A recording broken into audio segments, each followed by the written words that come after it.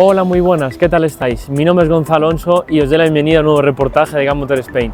Nos vamos para Madrid porque vamos a hacer una entrevista a Juan Petisco, una persona que lleva más de 50 años en el mundo de la competición, desde que comenzó siendo prácticamente un chaval de 20 años a copilotar con personas que ya pasaron por el canal de YouTube, que ya en breves vais a ver, hasta la actualidad, donde sigue muy vinculado al mundo de la competición, al mundo de las carreras. Así que nada, esperamos que os encante.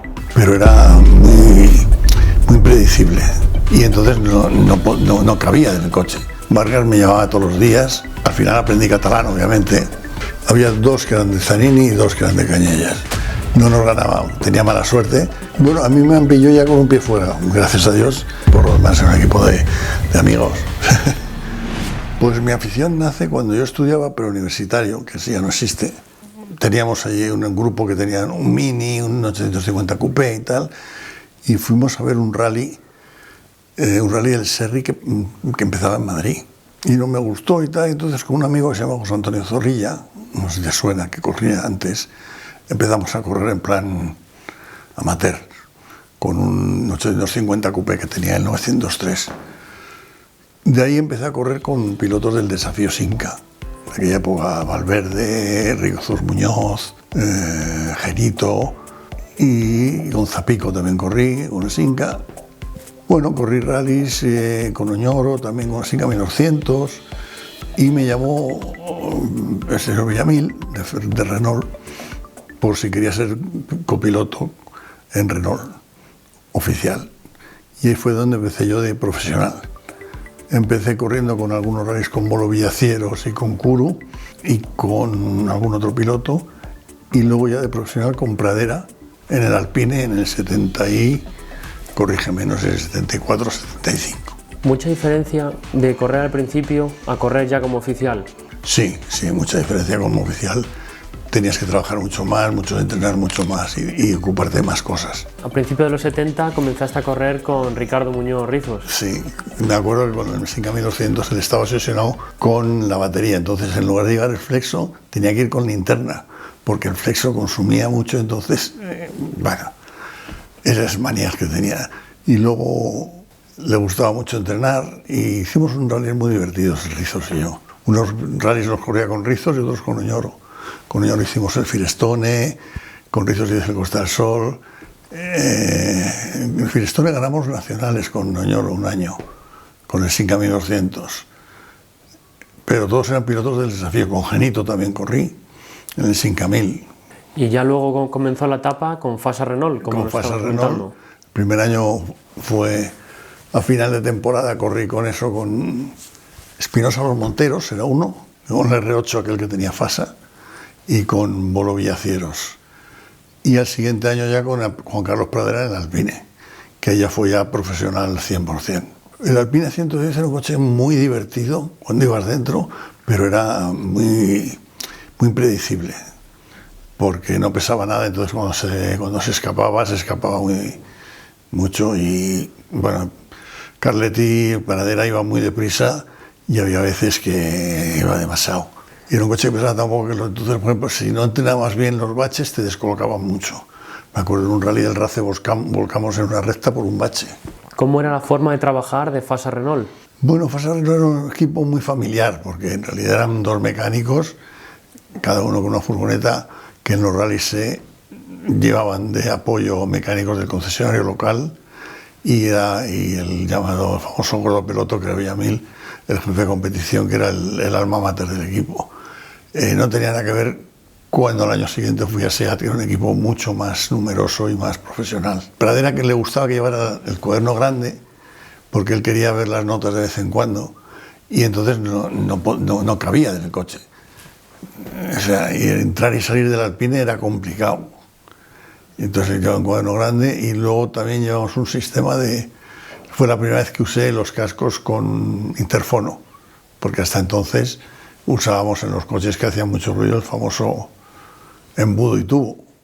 No sé si sabes lo que es. Porque cuando corría el Desafío Sinca, con el Sinca 1000 llevábamos un embudo y un tubo a la oreja del piloto. En cambio en Fasa llevábamos el micrófono y auriculares. Mucho mejor. Hombre, pues sí, la verdad es que sí, había que gritar mucho menos. En 1976 se abrió la puerta de SEAT Competición. Exacto. Bueno, en el último rally que corrí con Pradera, vino Vargas y me dijo sí, que estaba disponible el año siguiente para acompañar a Zanini y que teníamos un programa importante y que empezábamos con el Rally de Monte Carlo.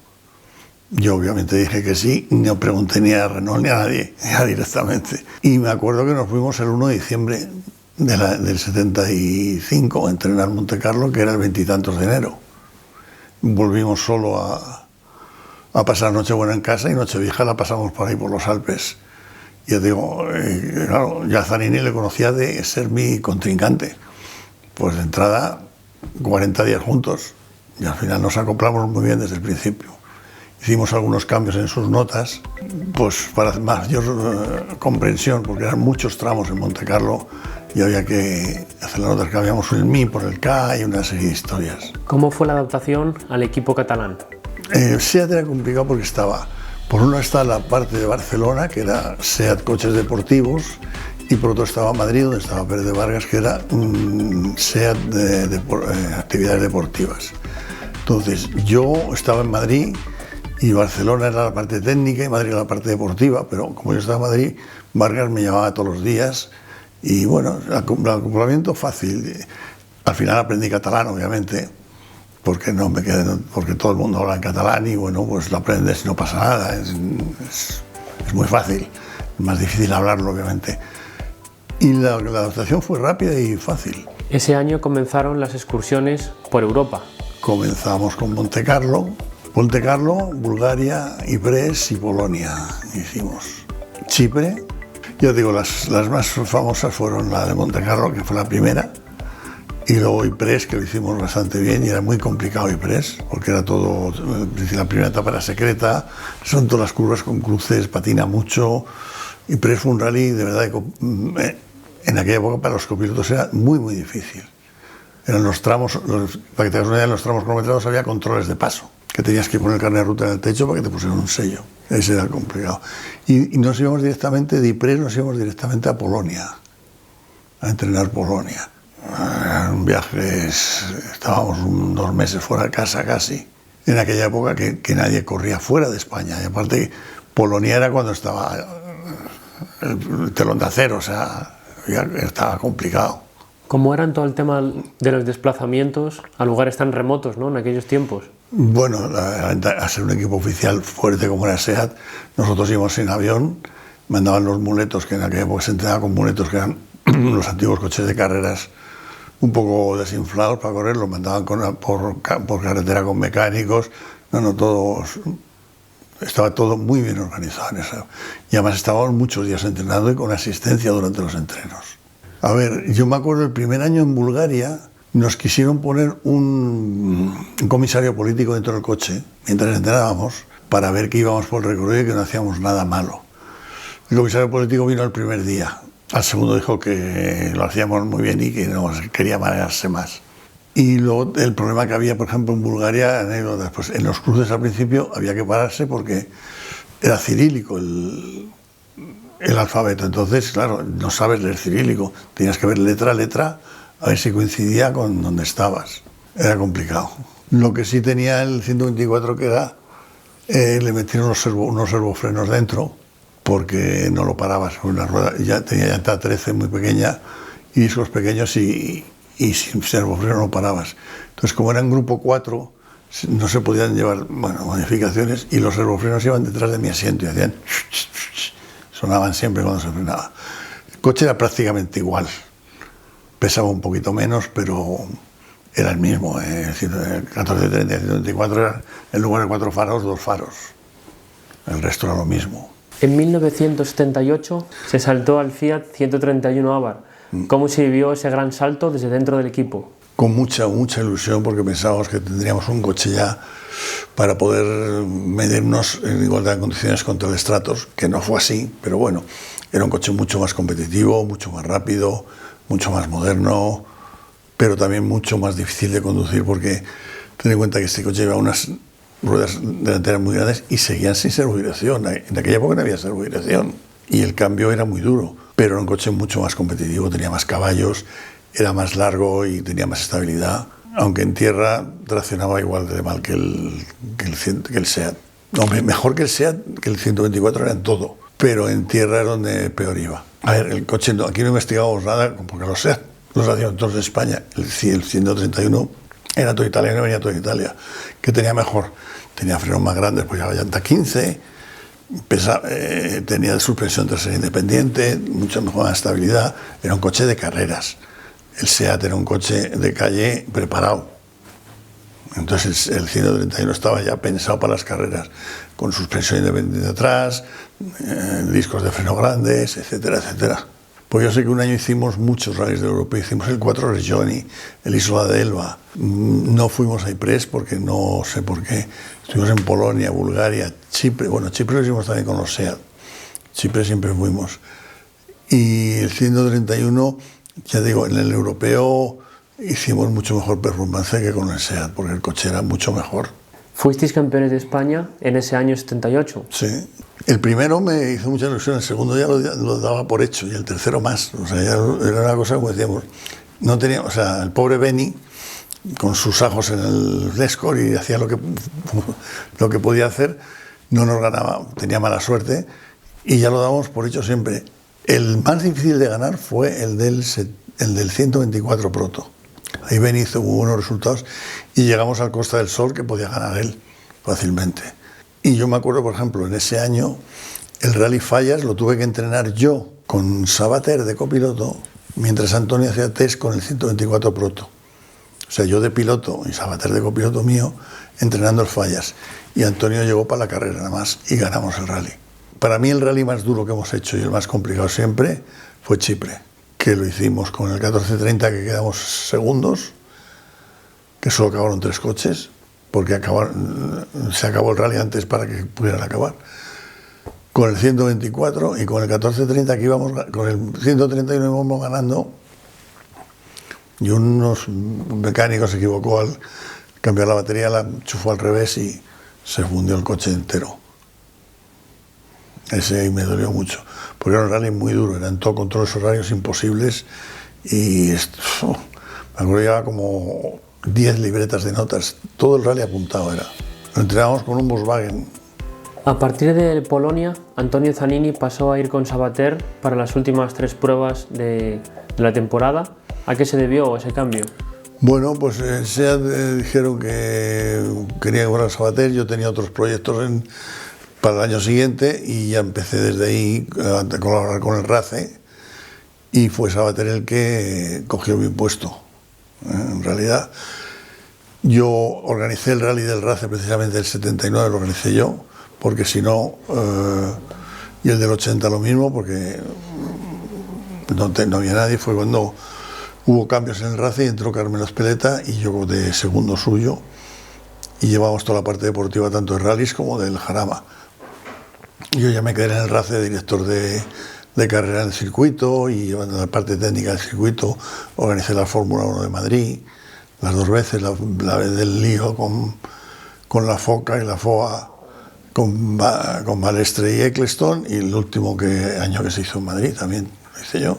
Finalizando con la etapa SEAT competición, ¿cómo se vivió el cierre del equipo desde dentro? Bueno, a mí me han pillado ya con un pie fuera, gracias a Dios, y ya tenía tenía mi puesto en el RACE. Corrí algún rally en el 80, porque tenía todavía el gusanillo. Corrí con Zanini 2, que fue porque me llamó para los rallies, por ejemplo, Ypres, que yo tenía mucha experiencia, me llamó para que fuera con el Porsche Ypres, y también fuimos a Chipre, porque también yo tenía mucha experiencia, y corrí con Bragation 3 rallies en el Stratos, 3 o 4, que ganamos 2, ganamos Baviera y Rioja, y rompimos en Orense con el Stratos, con Bragation. Pero ya estaba trabajando en el RACE yo. El Lancia Stratos era como un car, pero carrozado. Yo tenía que ir de lado porque no cabes los dos, tenías que ir así, tenías que ir mirando por lo ahí y cruzar porque era muy pequeño, y el cuello sufría muchísimo de los trayazos que pegaba en las curvas. Era un coche espectacular. ¿Mucha diferencia del equipo SEAT al equipo Rothmans? Bueno, el equipo SEAT era un equipo oficial, profesional, y el equipo Rothmans era un equipo de de amigos. Es que no se pueden comparar. Es un equipo oficial, SEAT tenía muchísimos más medios, económicos, de coches y de todo. ¿Cuándo decides abandonar tus labores de copilotaje? Paralelamente, imagino a... Pues cuando SEAT cerró prácticamente no había muchos puestos, no podías vivir del copilotaje en el Roadmaster, en el otro, eran sueldos pequeños. Y ya estando en el RACE, pues tenía mi trabajo y mi vida, dijimos, la enfoqué un poco diciendo al siguiente eslabón, que es organización y jefe de equipo, que fue cuando entré después del RACE. Hice el equipo Opel y de ahí el equipo Lancia y bueno, y ya seguimos durante años. ¿Cómo surgió, que ya nos has comentado un poco, el tema del equipo Opel España? El equipo Opel España fue cuando General Motors empezó a fabricar construir la fábrica de Figueruelas. Estaba en General Motors un amigo mío, jefe de relaciones externas, José Luis Hurtado, y empezamos a hablar que, bueno, en Italia corrían los Opel con 4 del Manta 400, las Kona 400 y tal, y bueno, pues hacemos un equipo. Trajimos, y bueno, y me ficharon para organizar el equipo. El primer año lo que hicimos fue traer a Toni Fasina y Rudy a correr el Cataluña, no, el Costa Brava, perdona, con una Kona 400 que lo ganó, y le dejaron un coche a Mariano Lacasa, en ese rally también, porque él corría con Opel. Y a partir de ahí, pues empezamos a organizar el equipo. Me dijeron, el año que viene sale el Manta 400, vamos a hacer el equipo con base a un Manta 400. Y lo que hice fue copiar lo que había en Italia. En Italia había, digamos, la parte deportiva estaba en Opel y la parte técnica la llevaba un preparador que era Conrero. En España me apoyé en Meicom y fue como surgió el equipo Opel. Beni Fernández fue una persona a la que siempre tuviste un poco de compañero, ¿no?, en el mundo de los rallies, desde el principio hasta la época Opel. Beni le tuve de adversario, de piloto y siempre un gran amigo. Sí, Beni tuve, bueno, en SEAT fue nuestro adversario, corría con un BMW, con un Escort, con lo que podía pagar y no ganaba nunca. Bueno, ganaba algún rally, pero nunca ganaba el campeonato. Y con Porsche lo mismo, tampoco nos ganó contra el 131. Y el segundo año de Opel, pues le fiché y entonces fue mi piloto y fue el que mejores resultados hizo con el Opel. Incluso ganamos un rally de Bulgaria y Beni era un gran piloto y sobre todo una gran persona. Yo creo que se retiró un poco de Opel porque es que el Kadett aquel era inconducible. Y él decía, Juanito, esto no se puede llevar, porque era una tracción delantera con mucho autoblocante, no estaba bien desarrollado y aquí no teníamos medios para desarrollarlo y no funcionaba. ¿Cómo fue el trámite del equipo Opel al equipo Lancia? Después del Manta, cuando se volvieron el grupo B, a raíz de los accidentes estos famosos que hubo, empezamos a correr aquí con el Kadett. Y el Kadett era un cochecito que era inconducible. Y el Ben y tal, entonces surgió la posibilidad, a través de un amigo mío, de montar el Jolly Club aquí en España para correr con los Lancia. En aquella época estaba ya de jefe de prensa de Fiat Lancia Jorge Bragatión, que había sido piloto del Lancia y había sido su copiloto, y empezamos a traer toda la parte, venían los italianos del equipo Jolly Club, venía a España, traía el coche, se lo dejaban a puras, corríamos y ganábamos. Y era muy fácil, venía con todo hecho. Y bueno, empecé ahí y ahí seguí años 90, 91, 80. Bueno, al principio con Serviá, con el Lancia Camel, luego también con Treyes, con el S4 en tierra. O sea, fue unos años de dominación Lancia absoluta, del 90 al 93, tanto con los S4 como con el Delta. Incluso corríamos en pista con el Alfa Romeo 75 de Luis Pérez Sala, si te acuerdas, y Villamil, 2 años. O sea, fue la época que, hasta que Lancia España decidió retirarse de la competición, entonces dejó de pagar. Y yo me fui a Italia 4 años más, siguiendo trabajando con el Jolly, haciendo el campeonato italiano y algunas pruebas del europeo con ellos. ¿Y una vez finalizado ese periodo en Italia? No, seguí en Italia. Después de Lancia me pasé, cuando Lancia también más o menos retiró, que fue el último año fue el año que corrió Carlos con el Lancia, que ya era Jolly Club, pero no era Lancia oficial.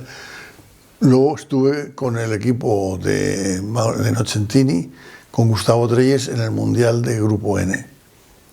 Que hicimos varios mundiales de Grupo N, que lo ganamos los 3 primeros. Luego hicimos 4 campeonatos de Grupo N y 2 subcampeonatos de Grupo N. Y después de ahí me vine aquí, me llamó Piedrafita para organizar el equipo Citroën de rallies, o sea, para echarles para que llevara un poco el equipo Citroën, que estaba empezando con el ZX. Habían corrido rallies con la X Proto y cosas de estas de tierra, pero querían hacer un equipo de verdad de rallies bien, y como yo estaba en Italia, me llamó, vine aquí y empezamos con el ZX. Años y años de puras y puras y puras. Imagino que fue un poco satisfacción, ¿no? Después de estar tantos años trabajando fuera de España, pues volver aquí con un proyecto muy ambicioso y que al final triunfó. Pues sí, además traje muchas... A ver, yo tenía mucha experiencia ya y había muchas cosas que en Citroën nos ayudaron. Por ejemplo, nosotros pusimos llanta más grande, que ellos no sabían que cabía, pero sí cabía, porque ellos en Italia corrían con el Peugeot. El puente trasero también hicimos un apaño para que fuera mejor. Bueno, en Citroën fue una época muy buena, y además ese que era un equipo que funcionaba muy bien, y Barroso lo llevaba todo, era como un gran padre para todos. Paralelamente a la etapa de Puras, entró Luis Climent en Citroën. Un año Puras se fue a correr el Mundial con SEAT, y ese año entró Climent y también ganamos. Y la verdad, bueno, ahí yo no tuve mucho que ver, no me gustó cómo, digamos, después de ganar Climent, cuando Puras dejó SEAT y dijo que volvía a Climent, es que no le dijeron ni hola. O sea, se enteró por la prensa que habíamos fichado Puras, después de haber ganado un campeonato, para nosotros. Pero bueno, el deporte es así. Has estado vinculado al mundo del motor hasta prácticamente el día de hoy, ¿no? En el 2013, con una empresa española que se llama SID, con César Barroso, conseguimos un contrato para cronometrar el Mundial de Rallys. Y estuvimos ahí, pues, cronometrando el Mundial de Rallys durante varios años, que yo era el que llevaba ese proyecto. Eso es de 2013 hasta ahora. Y ahora tengo una empresa de management de pilotos, he montado un equipo de Fórmula 4 hace poco para un jugador del Madrid, y bueno, el equipo ya está montado y está ahí rodando y va bien. Yo llevo más de 50 años en las carreras. ¿Cómo han cambiado las carreras desde que empezaste a ser un copiloto con esos amigos, ¿no?, universitarios hasta la actualidad? ¿Cómo han cambiado? Han ido a peor. A ver, antes los rallies iba mucha más gente, eran de noche, eran largos. El mundo ha cambiado, los rallies no se pueden hacer, los rallies como los conocemos morirán. Los rallies se acabarán haciendo en Kenia, en Paraguay, en Australia, en sitios que no haya tanto tráfico, o sea, no se pueden cerrar las carreteras. Los rallies no tienen buena pinta, tal y como los conocemos ahora. Habrá que ir a países un poco con menos saturación de automóviles. Tú no puedes cerrar una carretera que tiene 3 pueblos y 17 chalés por medio. ¿Qué es de lo que más orgulloso estés de todos los años, más de 50, ¿no?, en el mundo de los rallies o el mundo del automóvil? De lo que más orgulloso estoy, de haber ganado todos los campeonatos de España con Citroën en los que trabajé. Todos, uno detrás de otro. Y además, sobre todo, tengo que dar las gracias a José Aracil, que era la parte técnica, que hacíamos un gran equipo y decíamos, es que hay que trabajar, los rallies se ganan en el taller, y hay que trabajar y hay que ganar, siempre hay que ganar, siempre hay que ganar. Nunca se sabe lo que puede pasar en el siguiente rally, hay que ganarlos todos. Hacíamos muchos test también, días, semanas enteras de test. ¿Cuál crees que es la clave del éxito para, pues, conseguir 1, 2, 3 campeonatos de España? La clave de éxito, la que te he dicho yo, trabajar. Los rallies se ganan en el taller. Llevar el coche muy bien preparado, muy bien revisado, y que no dejar nada al azar, que ya salen bastantes problemas durante el rally. Bueno, Juan, finalizando ya la entrevista, no sé si habría algo más que te gustaría añadir.